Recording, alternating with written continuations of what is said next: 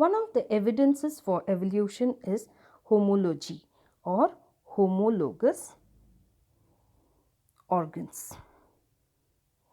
Now, how do you understand this? Very two important terminologies I would like to underline: common embryonic origin and different functions. When you are saying common embryonic origin, it is from the same point what is being originated, right?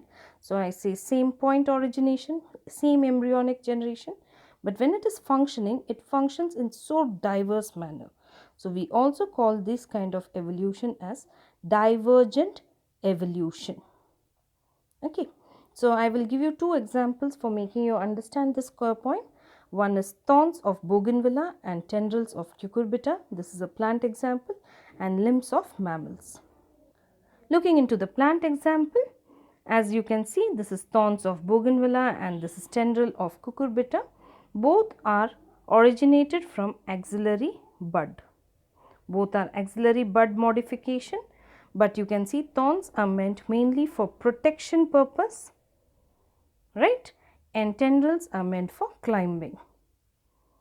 So, in this case you can clearly see that the functions are divergifying and hence evolution is set.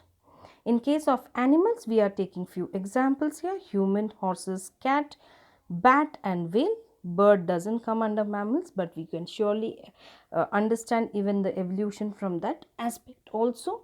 So, in case of humans, we use our forelimbs. Let us see what part we are going to look into. Forelimbs for grasping, writing, holding, such things.